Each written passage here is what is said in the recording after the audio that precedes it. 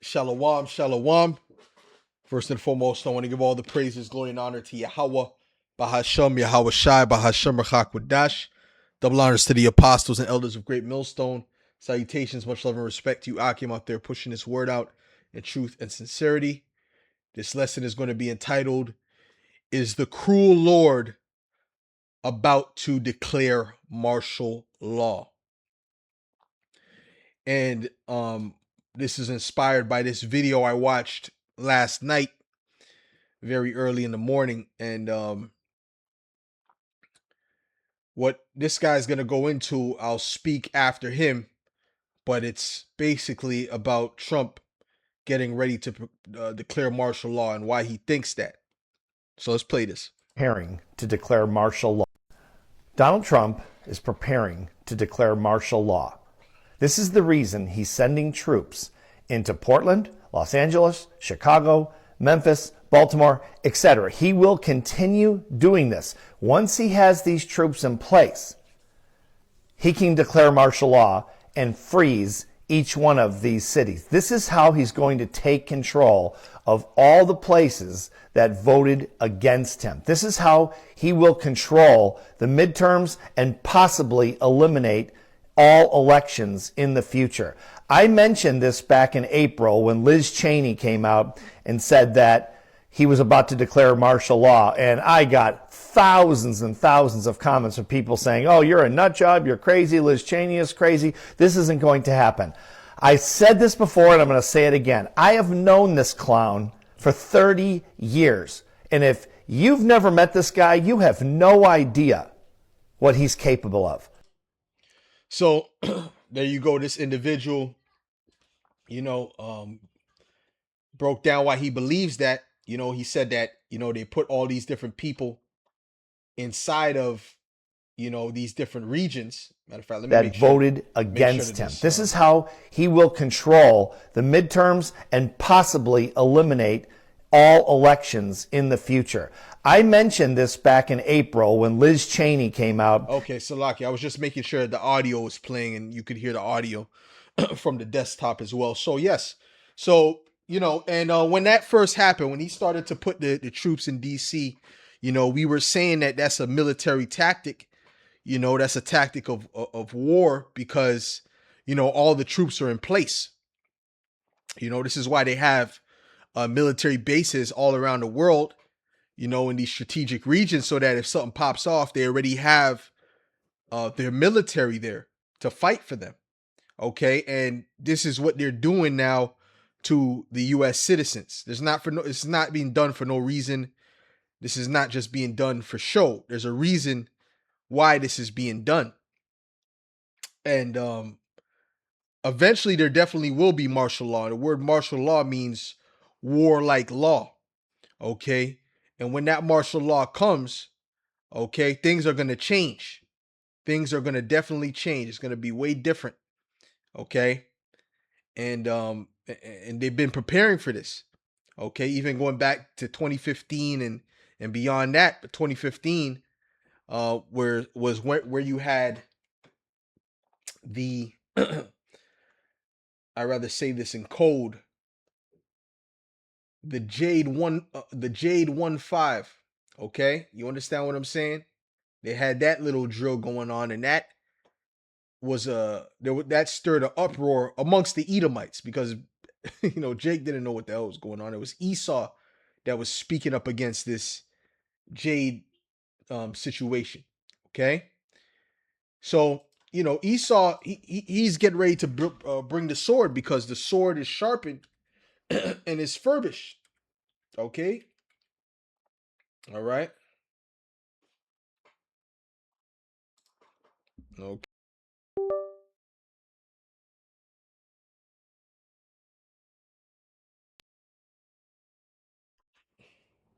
All right, because he is the slayer.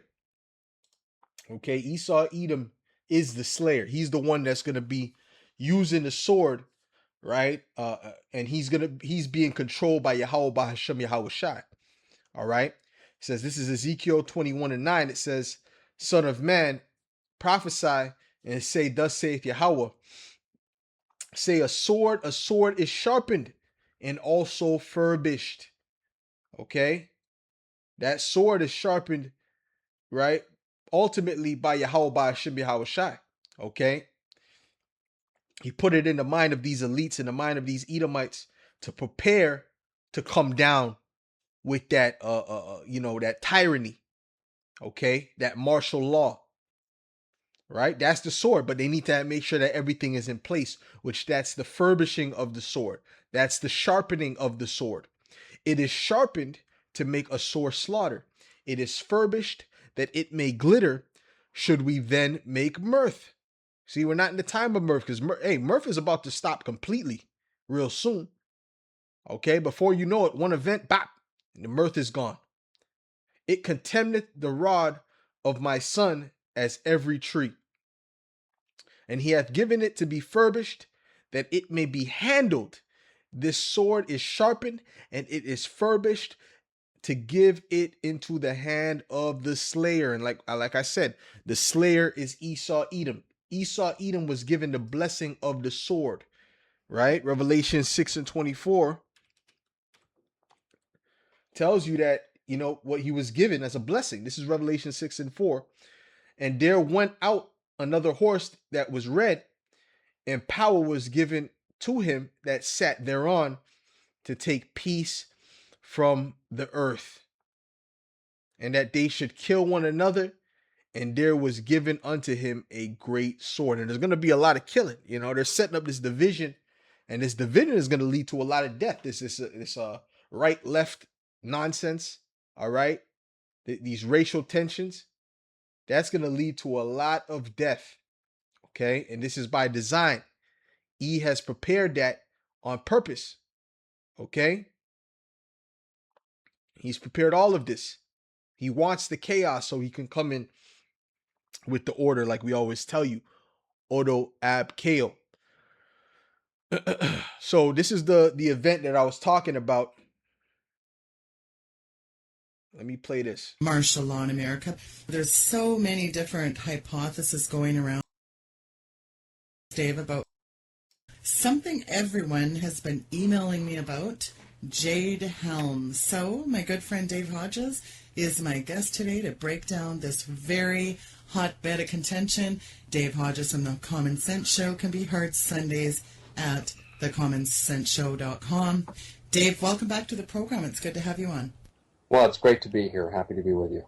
So the Jade Helm military exercise set to take place in 9 U.S. states this summer has prompted huge concerns, Dave, about preparations for martial law in America. There's so many different hypotheses going around.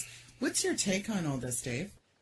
Well, I don't have to go very far to find someone in an official capacity who has basically confirmed what I suspect. And that official is a Houston sheriff. All signs point to the fact that it's a dissident extraction drill. And I said, let's just start with one thing. The good footage that was shot by Aaron Dykes and by Melissa Melton, where they showed black helicopters in their area and landing in open fields.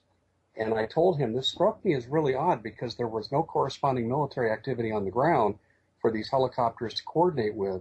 So I couldn't figure out why we kept seeing the same repetitive scenes until I showed it to a military source of mine. He said, oh, this is just about transfer of personnel, probably detainees. And I said, really? I said, why in the middle of a field? He said, because you can pull the buses in there, the vans in there, and it's out of the public view. He said, think about what the Nazis did in World War II, where they would go to people's homes at 3 a.m., because they didn't want all the neighbors to see what was going on. I related that to Nick on his station in Houston, and he confirmed. He could have knocked me over with a feather. He said, yes, I interviewed a county sheriff down here in the Houston area today, and he confirmed that they're practicing for extractions. Right. So the extraction is the extraction of people from their homes, okay? People that don't agree, people that are not what they see in their NWO, people that, that preach the truth, that speak the truth. Yeah. Okay. And that goes to 2nd Ezra the 16th chapter. So they've already practiced for this. Okay. So the next step is what? The next step is enacting it and having a reason to enact it. This is Second Ezra 16 and verse 68. It said, "For behold, the burning wrath of a great multitude is kindled over you, and they shall take away certain of you and feed you, being idle with things offered unto idols. And they that consent unto them shall be had in derision and in reproach and trodden underfoot." Okay, so if you agree with Esau, you're gonna lose either way. That's a lose-lose situation to consent to what Esau has going on. Okay, just like when you took the juice, you lost, you took an L, and the ones that didn't take it, all right, they're cool, they're all right, they're good. They got their jobs back, they got money, right, and they don't have no foreign objects inside of them, man, or foreign substances. Okay, it says, "For there shall be in every place and in the next cities a great insurrection upon those that fear the Lord." Yeah, so the insurrection is coming, and the main target, like we always tell you, is the prophets of Yahweh Ba'ashem Yahweh Shai. That we are the main the main targets for this thing. Yeah, they're gonna be going to get everyone, but all of you Jakes are gonna get it. You're gonna suffer through that. But it's the same thing like Herod. Remember when Herod was looking to destroy Yahweh Shai? He destroyed all the first the born the children under 2 years old, all the males under 2 years old. So there was suffering throughout all of that region. It wasn't just first of all, he didn't even get Yahweh Shai. Okay? But that was the main target. The same way that we're the main target, but we have the angels protecting us, man, and guiding us, while the rest of these Jakes don't. The rest of these people don't. And you Edomites are going to get caught up in that too. So these Edomites think it's just going to affect Jake, and that's why they're rejoicing. But they're going to betray you too. Okay? They don't care about you. All right? It says, "They shall be like madmen, sparing none, but still spoiling and destroying those that fear the Lord. For they shall waste and take away their goods," excuse me, Salakia, "and cast them out of their houses." Yeah, like he said, an extraction, right? Those extraction drills, kick down your door, take you out of your house 2 a.m, 3 a.m, okay? While you're just in the middle of sleep, which I'm a night owl anyway. I'm always up. But they don't. That still will catch you off guard, man.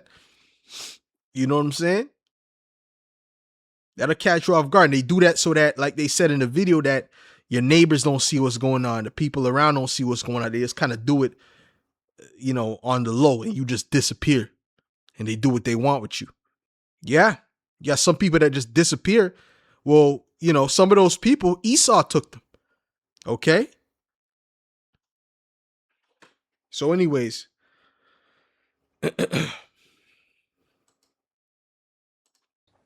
Well, it was the very next day, Sheila, when the Fort Lauderdale videotapes came out and the still photos of all these black helicopters in Fort Lauderdale, and you see people being forced marched across the street in a crosswalk in single file, and most of them have their left hand on the left shoulder of the person in front of them as they're being marched, and then they're marched up to these waiting white vans.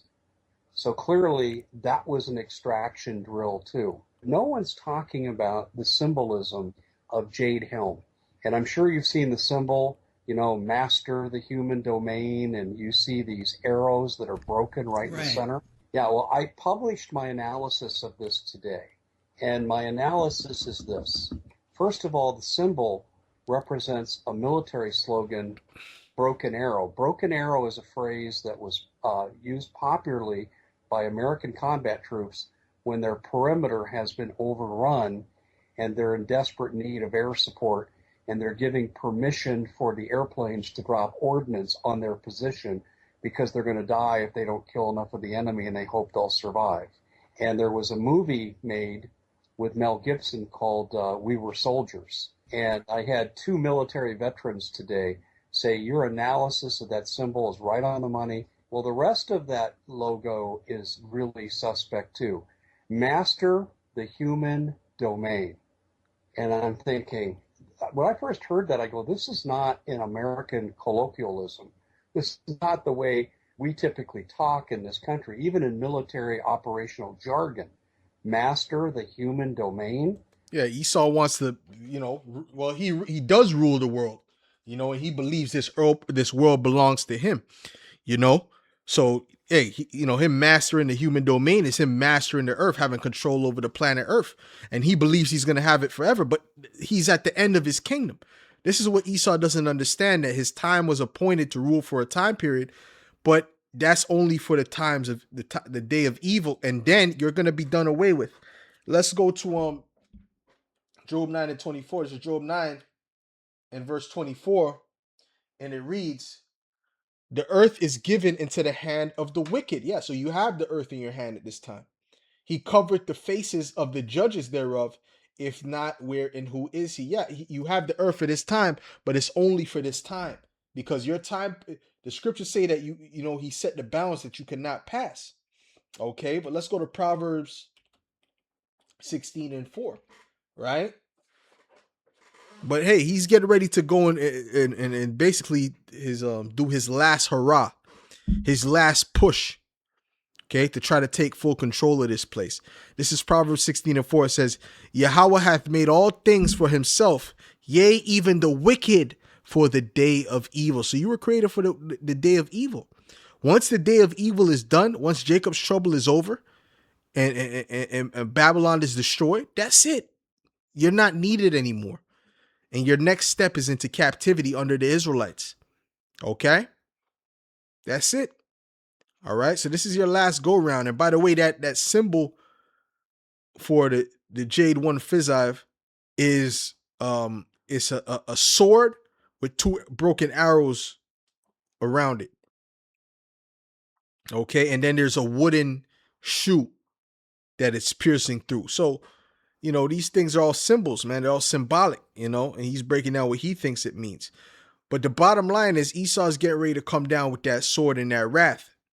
All right. And you Israelites don't understand when we speak about Jacob's trouble, how bad it's going to be.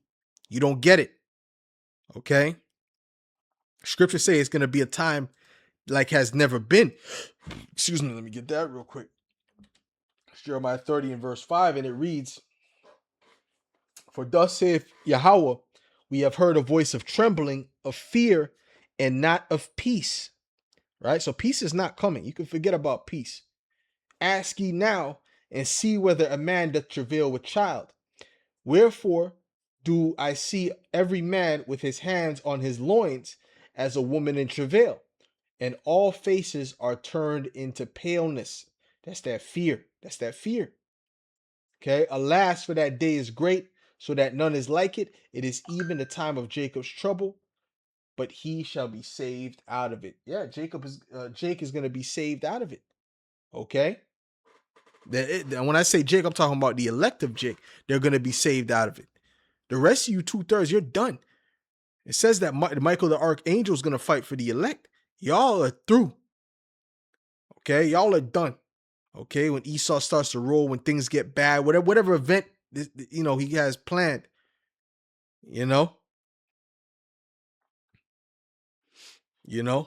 So, hey, man, it's about to be bad out here for y'all, man. So with that, Lord willing, this is edifying to the elect. And there's, there's another thing I remember hearing that, when the lights go out, that they're going to have their particular, these type of forces, their army and different forces go and try to capture certain people, go and try to put certain people to death and whatever the case may be. Yeah. So these things are simultaneous, man. Okay.